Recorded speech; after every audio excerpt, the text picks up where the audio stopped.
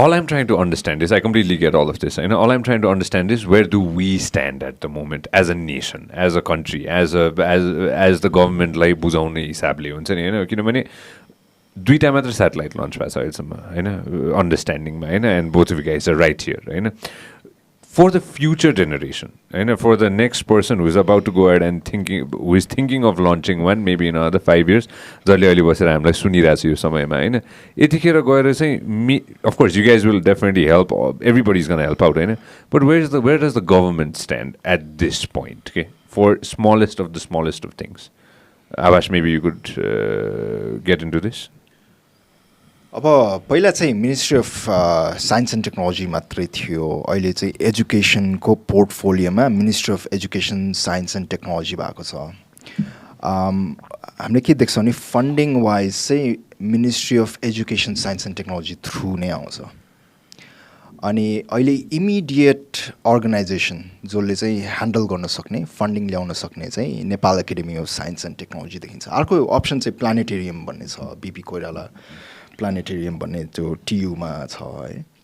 तर I think best केसमा चाहिँ अहिले if down the line 5 years अब आउने प्रोजेक्टहरूमा गर्ने हो भने चाहिँ Nepal academy of science and technology through हुन्छ होला unless we have a space agency Okay, why don't we have a space agency? India has one. We talked about that off air. It's a humongous nation with 1.34 billion people. China has one, again, same 1.34 billion people. I don't even know how many people India and China has at the moment. हाम्रो केसमा चाहिँ अथवा हुन्छ नि हैन don't we need a space agency? जब संसारमा चाहिँ the world is getting into America just started, I believe, the Space Force. So why shouldn't we have a space agency and why can't we have a space agency? What do you guys think? अब space agency खोलेर मात्रै भएन कि किनभने नेपालमा चाहिँ एजेन्सिजहरू खोल्ने अनि काम नहुने टाइम एन्ड अगेन है अब डिफ्रेन्ट त्यो चाहिँ इम्प्लोइमेन्टको लागि मात्रै गरेको जस्तो देखिन्छ है त्यो पनि भएन कि त एउटा स्मल अपरेसन जस्तो स्पेसल प्रोजेक्ट जस्तो गरिकन गभर्मेन्टले चाहिँ सुरुमा what I would recommend is basically whether that's under ministry or under Nepal Academy of Science and Technology हैन एउटा स्पेसल प्रोजेक्ट भनेर राख्नु पर्यो त्यो स्पेसल प्रोजेक्टले चाहिँ ग्राउन्ड वर्क बनाउँछ के तपाईको पोलिसिज रेकमेन्ड गर्न सक्ने सम्म हुनु पर्यो तर त्यो कोर ग्रुप जुन चाहिँ 10-12 जनाको छ तिनीहरूले चाहिँ स्पेस एजेन्सीको फ्रेमवर्कहरू बनाउँछ क्या पहिला स्पेस एजेन्सी नै चाहिन्छ भन्ने चाहिँ आई थिङ्क फर नेपाल त्यो फन्डिङ वाइज पनि I think it's not possible feasible पनि छैन फिजिबल पनि त्यति देख्दिनँ किन भन्दाखेरि फेरि म्यान पावरमै आयो क्या फेरि you don't have the human resources if building मात्रै खडा गरेर फेरि के गर्ने सो पानी जहाज जस्तै कुरा भयो त्यसको मतलब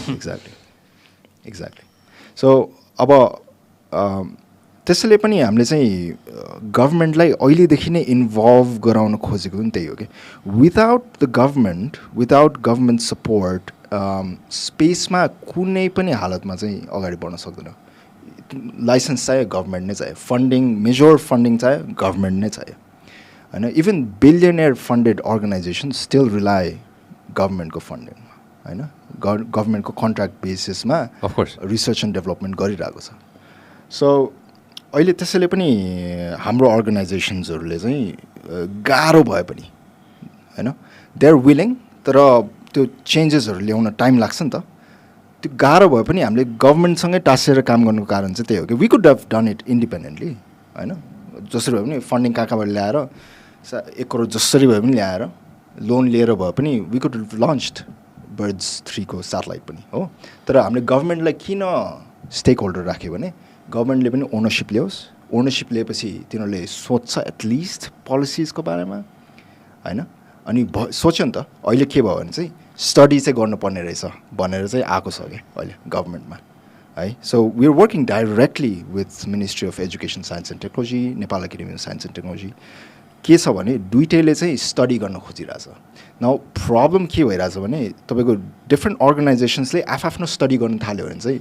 इस्यु हुनसक्छ त्यो स्टेजमा छ क्या हामी स्टडीको स्टेजमा छ तर स्टडी पनि इन्डिपेन्डेन्टली गर्ला जस्तो देखिन्छ कि सो अलिक युनाइटेड फ्रन्टमा भयो भने चाहिँ सबैलाई सजिलो हुन्थ्यो तर coming back to your original question space agency नै चाहिन्छ भन्ने चाहिँ I think I am still not convinced we just need a special project that has a special group that creates the framework त्यति 12जना भयो भने चाहिँ जसले चाहिँ अरूहरूको स्पेस पोलिसिजहरू राम्ररी हेरेर specially Philippine space agency PSA भन्छ क्या तिनीहरूको चाहिँ it's a brand new organisation जसरी तिनीहरूले अगाडि बढाइरहेछ it's top down it's top down and bottom up in a way that it's bottom up गभर्मेन्टबाट चाहिँ अलिकति पुस भइरहेछ क्या त्यो त्यस्तो खालको स्टडीहरू गरेर मङ्गोलियामा गरिरहेछ नाइजेरियामा गरिरहेछ all the places that we have connections in है अब birds program भन्ने बित्तिकै 30+ countries were involved होइन हाम्रो connections त्यत्रो छ we have access to all these laboratories कसरी काम गरिरहेछ भने हामीले स्टडी गरेर चाहिँ नेपालमा कपी पेस्ट होइन कि नेपालको कन्टेक्स्टमा के युजफुल हुन्छ त्यही अनुसार चाहिँ स्पेस एजेन्सीको कामहरू चाहिँ एउटा प्रोजेक्ट थ्रु चाहिँ गर्नुपर्ने जस्तो देखिन्छ independent All right, let's talk about this since we are talking about it, right? You guys are called Orion Space, होइन अनि you have your own होइन अन्तरिक्ष प्रतिष्ठान नेपाल भनेर होइन अलिकति यसको बारेमा कुरा गरौँ न alright, why don't you guys go ahead and start off with Orion Space Nepal. Orion Space नेपालले मैले मिलाएँ नि होइन what exactly are you guys working on if you want to elaborate a little bit on this? Jiten, you work there full time as well होइन so हामी चाहिँ establish भएको about 2017 हो so हाम्रो एम भनेको चाहिँ हाम्रो प्राइमेरी एम भनौँ न त्यतिखेर चाहिँ सेटेलाइट को ट्रेनिङ त्यतिखेर किन सेटेलाइट भने स्पेसको ट्रेनिङ भनौँ न बेसिक ट्रेनिङ किनभने त्यतिखेर लन्च गर्ने भन्ने हिसाबले भन्दा पनि बेसिक सुरुमा ट्रेनिङ दिने लिने अनि त्यसपछि म्यान पावर क्रिएट गरिसकेपछि चाहिँ अनि त्यसपछि सेटेलाइट लन्च गर्ने भन्ने एमले चाहिँ हाम्रो कम्पनी रजिस्टर्ड भएको हो सो बेसिकली भन्ने भने चाहिँ सो हामीले अब म्यान पावर अब हामीले पनि सिक्ने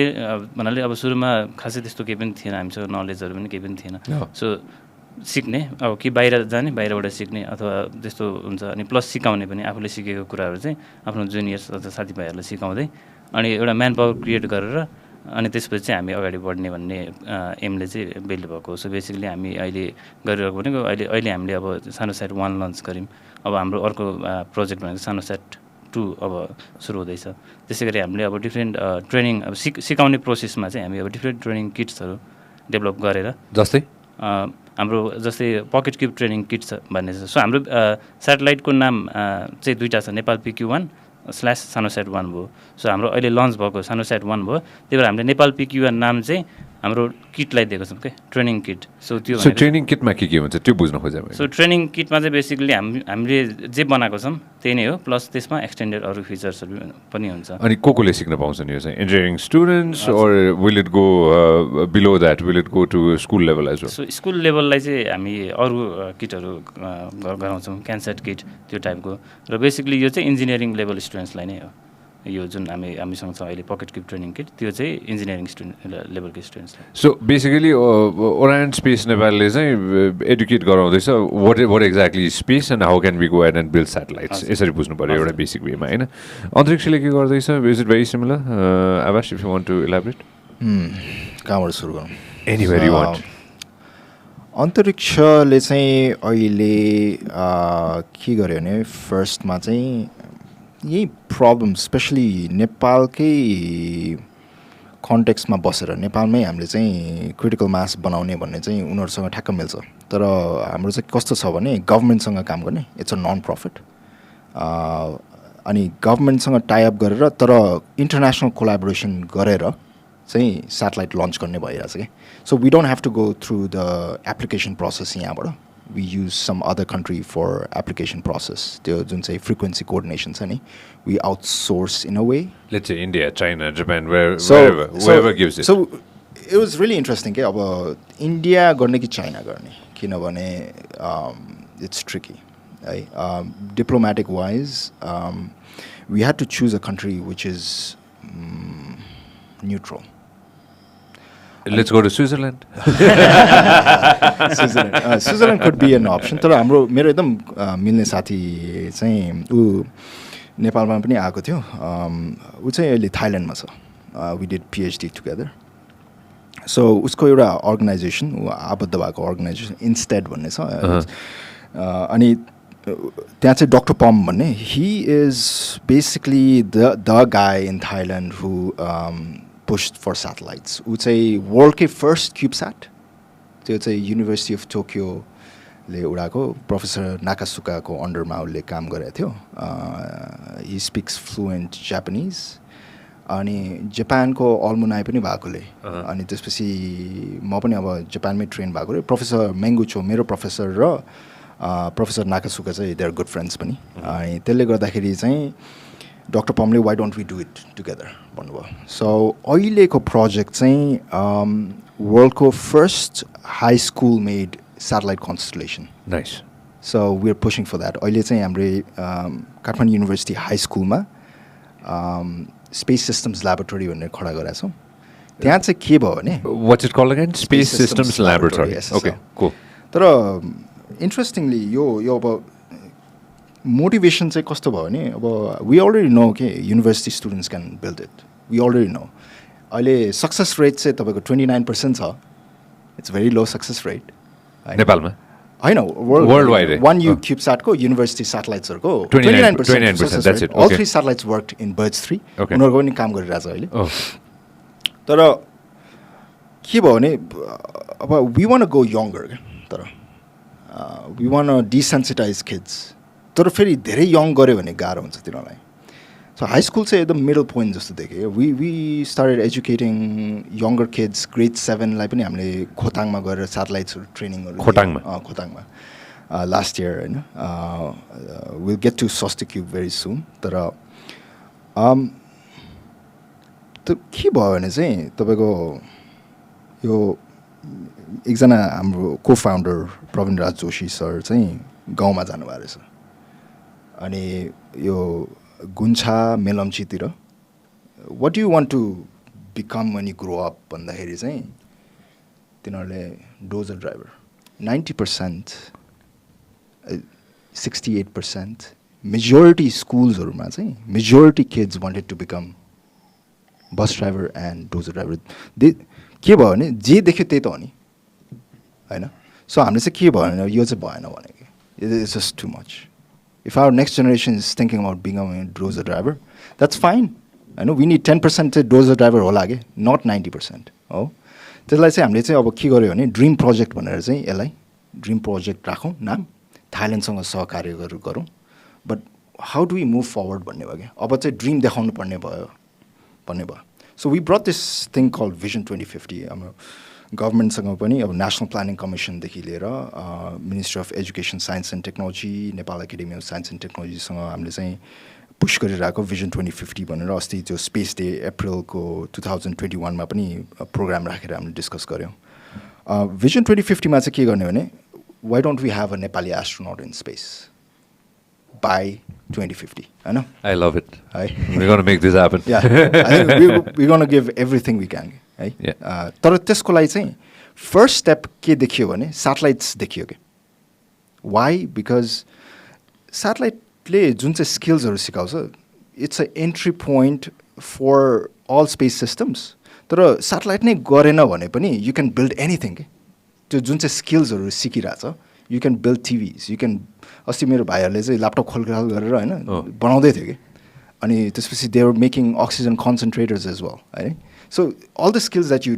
learn from satellites you don't have to go to space field होइन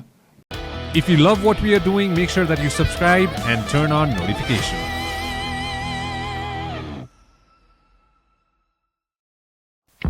This program is brought to you by Vyas Studios.